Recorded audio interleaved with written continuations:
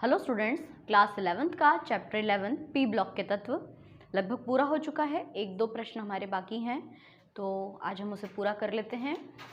आपको जैसे कि पता है कि समूह 14 में कार्बन सिलिकॉन इन दोनों के यौगिकों के बारे में हमें डिटेल में पढ़ना है। कार्बन का एक बहुत महत्वपूर्ण यौगिक होता है कार्बन मोनोऑक्साइड। कार्बन मोनोऑक्साइड काफ़ी विषैली गैस होती है और जब वो हमारे श्वसन तंत्र में प्रवेश करती है तो हमें कैसे परेशानी आती है। तो ये प्रश्न किस तरह से पूछा जाता है? प्रश्न आता है कि कार्बन मोनोऑक्साइड के विषैले प्रभाव को समझाइए। कार्बन मोनोऑक्साइड के विषैले प्रभाव को समझाइए ना। ये प्रश्न ऐसे भी आ सकता है कि अथवा करके कैसे पूछ सकते हैं कि क्या होगा यदि आप अंगीठी जलाकर रात भर एक कमरे में अंगीठी जलाकर रात भर रखें और फिर सो जाएं, तो क्या प्रॉब्लम होगी।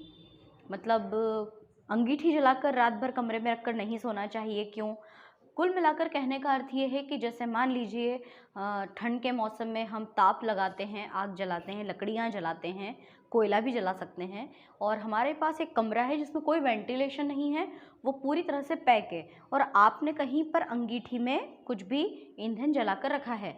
आपके कमरे को ज़रूर वो गर्म करता है, लेकिन क्या होता है कि अगर वेंटिलेशन नहीं है, कोई खिड़कियाँ नहीं हैं, तो धुआं उस कमरे में भरता जाता है। हम भी कार्बन डाइऑक्साइड गैस त्यागते हैं, उस ईंधन में से जलकर भी कार्बन डाइऑक्साइड और कार्बन मोनोऑक्साइड दोनों गैसेस निकलती हैं और पूरा कमरा धुएं से यानी कार्बन मोनोऑक्साइड से भर जाता है। और जब आपके श्वसन तंत्र में कार्बन मोनोऑक्साइड गैस प्रवेश करती है तो हमें बेहोशी होती है और थोड़ी देर बाद हमारी मृत्यु हो जाती है। तो कैसे ये सब होता है, आइए समझते हैं। पहले मैं आपको एक सामान्य श्वसन तंत्र के बारे में बता दूं। 10th क्लास तक हम लोगों ने सभी ने पढ़ा है। ये इस तरह से हमारा नासा मार्ग होता है और ये है हमारी श्वास नली, है ना। श्वास नली में यहाँ पर ट्रेकिया स्थित होता है, इसको ट्रेकिया कहते हैं, है ना। अब क्या होता है, इसको दो भागों में डिवाइड किया जाता है। ट्रेकिया जो है वो अपने अपने और के ट्रेकियोल्स में डिवाइड हो जाता है इस तरह से, और यहाँ पर एक एक जोड़ी फेफड़ा होता है ना, लंग्स जिसको हम कहते हैं, ठीक है। यहाँ पर डायफ्राम होता है। बायो वाले स्टूडेंट्स जानते हैं कि लंग्स एक तरफ का छोटा एक तरफ का बड़ा होता है, ये डायफ्राम स्थित है। अब हमें मुख्य रूप से श्वसन तंत्र का अध्ययन नहीं करना है। ये जो ट्रेकिया जो होते हैं, यहाँ से बहुत सारे एल्वेलाइज ऐसी ब्रोंकस ब्रोंकाई मतलब कि छोटी छोटी वायु कूपिकाएँ, ये सब इसमें पाया जाता है। ब्लड कैपिलरीज का जाल बिछा होता है। देखिए, ट्रेकिया से ट्रेकियोल्स, ट्रेकियोल से ब्रोंकस, ब्रोंकस से ब्रोंकाई, है ना। इन सभी जो शाखाएं हैं उनके नाम बताए गए हैं। और यहाँ पे एल्वोलाइज होती है, मतलब ये गोल गोल गुब्बारे नुमा संरचना, और यहाँ पर ब्लड कैपिलरीज का जाल बिछा होता है। बहुत महीन धमनिकाओं का जाल यहाँ पर अच्छी तरह से बिछा होता है ना। और विसरण के माध्यम से ब्लड में ऑक्सीजन और कार्बन डाइऑक्साइड का परिवहन चलता रहता है ना। अब जनरली होता क्या है, सामान्य बात मैं आपको बताती हूँ कि जब हम लोग श्वास लेते हैं, श्वास के साथ हमारे नासा मार्ग से ऑक्सीजन गैस को हम लोग ग्रहण करते हैं। जनरली ऑक्सीजन गैस हम लोग ग्रहण करते हैं। वो ऑक्सीजन गैस इस मार्ग से होती हुई अपनी अपनी ओर के ट्रेकियोल से होकर फेफड़ों में जाती है, फेफड़ों से ब्रोंकस, ब्रोंकाई और फिर एल्वोलाइज में, और एल्वोलाई यानी वायु कूपिकाओं से रुधिर वाहिनियों में ये प्रवेश करती है। रुधिर वाहिनियों का रंग हीमोग्लोबिन के कारण लाल होता है, सभी जानते हैं। तो हीमोग्लोबिन जो है वो ऑक्सीजन से क्रिया करके HBO2 नाम का अस्थायी यौगिक बनाता है, जिसका नाम होता है ऑक्सी हीमोग्लोबिन। क्या नाम है इसका? Oxy haemoglobin. अब ये जो ऑक्सी हीमोग्लोबिन है ये अस्थायी है। ये ऑक्सी हीमोग्लोबिन कहाँ बना है? ये बना है फेफड़ों में। अब फेफड़ों से ये ब्लड कैपिलरीज की सहायता से पूरी बॉडी में डिस्ट्रीब्यूट हो जाता है, सब जगह चला जाता है जहाँ जहाँ पर हमको ऑक्सीजन की कमी है। वहाँ जाकर ये HBO2 फिर से टूट जाता है, दो भागों में डिवाइड हो जाता है, Hb अलग O2 अलग।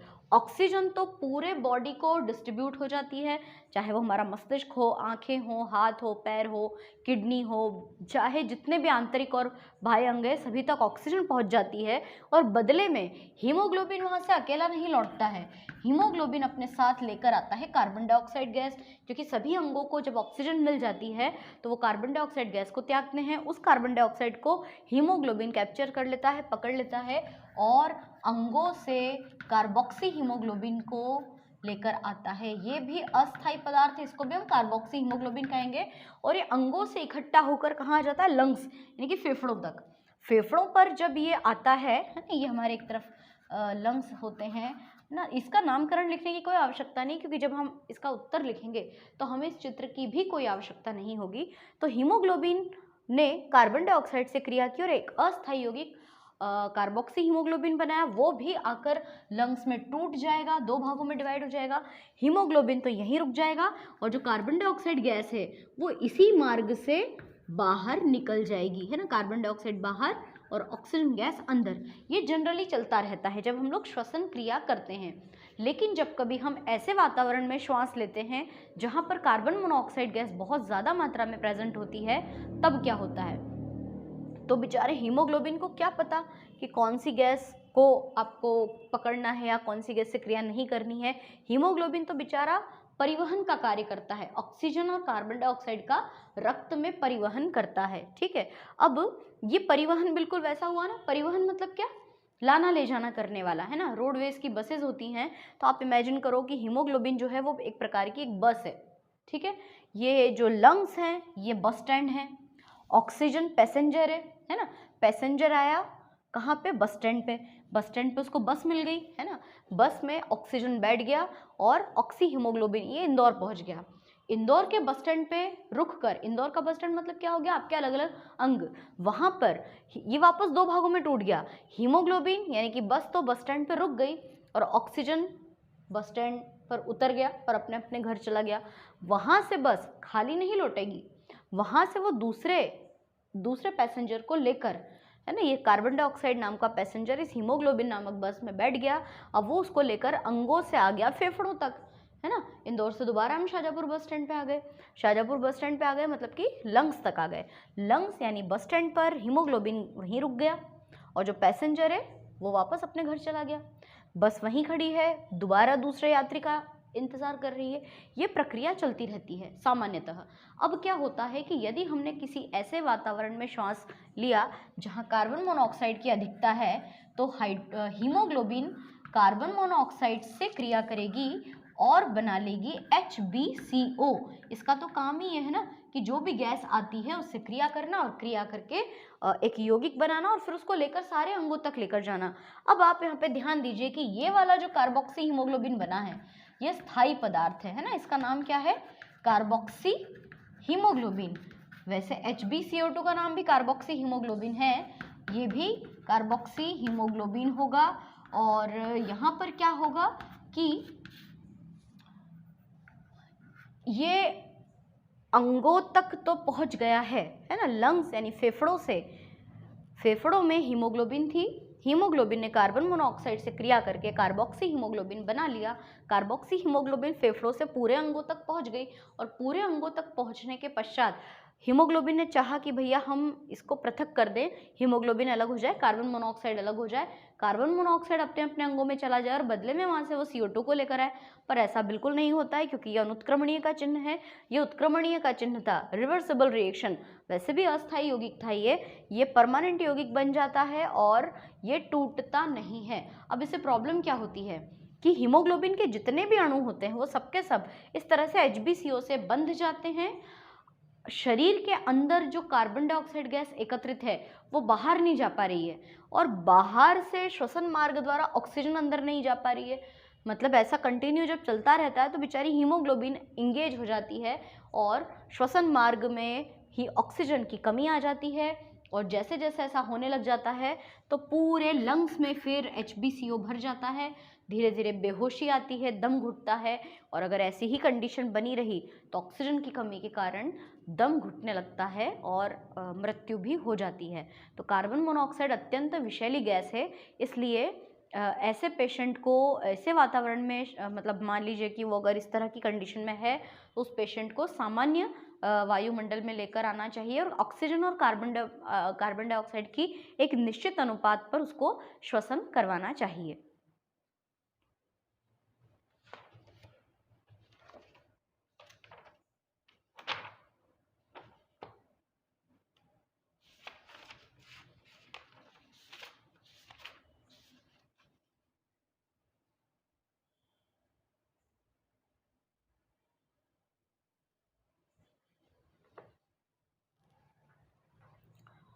तो इस महत्वपूर्ण प्रश्न के बाद लगभग हमारा चैप्टर पूरा हो चुका है।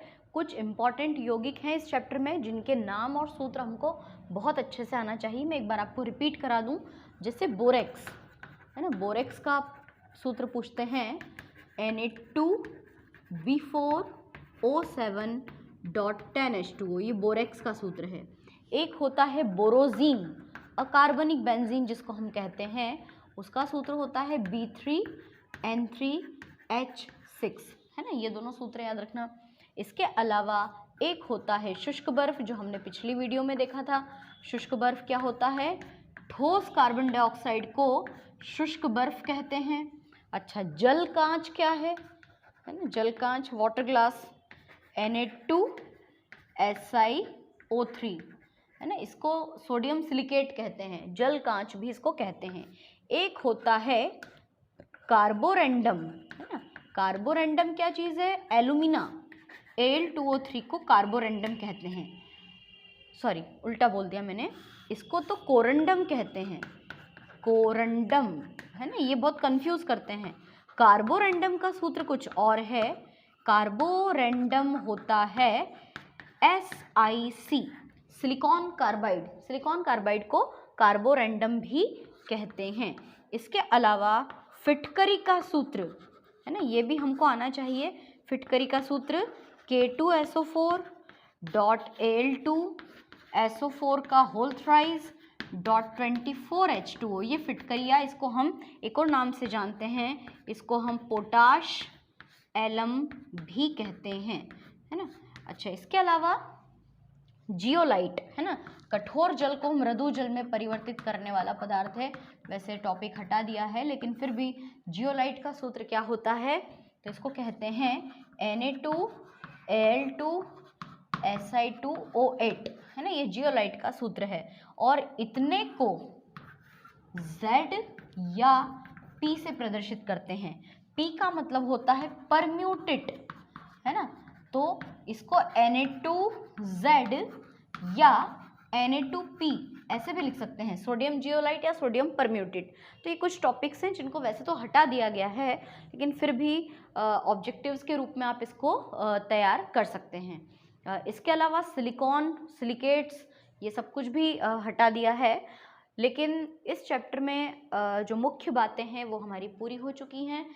पी ब्लॉक के तत्व में समूह 13 और समूह 14 ये सब हमारे कंप्लीट हो गए हैं। हाँ, एक चीज़ और मैं आपको याद दिलाना चाहूँगी, श्रृंखलन, इस पर हमने बात नहीं की, है ना।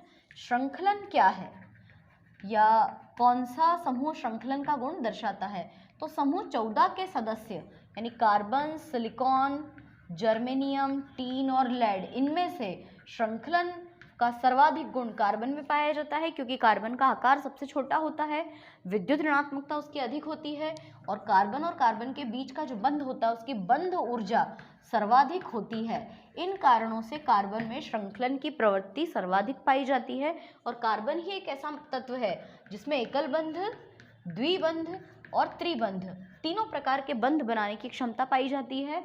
तो इन कारणों से इसमें श्रृंखलन का गुण सबसे ज़्यादा होता है, और इसीलिए कार्बन के यौगिक सर्वाधिक मात्रा में पाए जाते हैं, है ना। तो कभी कभी ऐसा भी प्रश्न पूछते हैं कि निम्न पर टिप्पणी लिखो। टिप्पणी किस पे आती है? श्रृंखलन, है ना, ये हमारा कंप्लीट हो चुका है। श्रृंखलन सर्वाधिक मात्रा में कार्बन में होता है। अपर रूपता, एलोट्रॉपी, अपर रूपता, है ना, तो हीरा, ग्रेफाइट, फुलेरीन क्रिस्टलीय अपरूप हैं। एक होता है अक्रिय युग्म प्रभाव। तो ये प्रश्न मैं आपको पिछली वीडियोस में, पिछले चैप्टर में बता चुकी हूँ कि अक्रिय युग्म प्रभाव क्या है। फिर भी एक बार और सुन लेते हैं हम कि अक्रिय युग्म प्रभाव का मतलब होता है कि एस कक्षक के इलेक्ट्रॉनों द्वारा बंध बनाने में भाग न लेना, यह प्रभाव अक्रिय युग्म प्रभाव कहलाता है। जैसे मान लीजिए अगर अपन समूह 14 की ही बात करें तो इनका सामान्य इलेक्ट्रॉनिक विन्यास होता है NS2 और NP2, है ना। जब बंध बनाने में जब चारों ही इलेक्ट्रॉन्स भाग लेते हैं तब इनकी ऑक्सीकरण अवस्था +4 होती है, लेकिन कुछ तत्वों की ऑक्सीकरण संख्या +4 के साथ साथ +2 भी होती है। कब? जब S कक्षक के इलेक्ट्रॉन युग्म, S कक्षक का इलेक्ट्रॉन युग्म जब बंध बनाने में भाग नहीं लेता है, क्योंकि उसका जोड़ा ऑलरेडी कंप्लीट है। तो S कक्षक का इलेक्ट्रॉन युग्म जब बंध बनाने में भाग नहीं लेता है तब वह एक प्रभाव उत्पन्न करता है जिसे हम अक्रिय युग्म प्रभाव कहते हैं, और ये प्रभाव आपको पी ब्लॉक के तत्वों में विशेष तौर पर देखने को मिलेगा। तो मुझे लगता है कि इस चैप्टर में हमने सारी इंपॉर्टेंट चीज़ों को कवर किया है, और इसके अलावा आप इस चैप्टर को पूरा पढ़कर इसके ऑब्जेक्टिव्स भी खुद तैयार कर सकते हैं।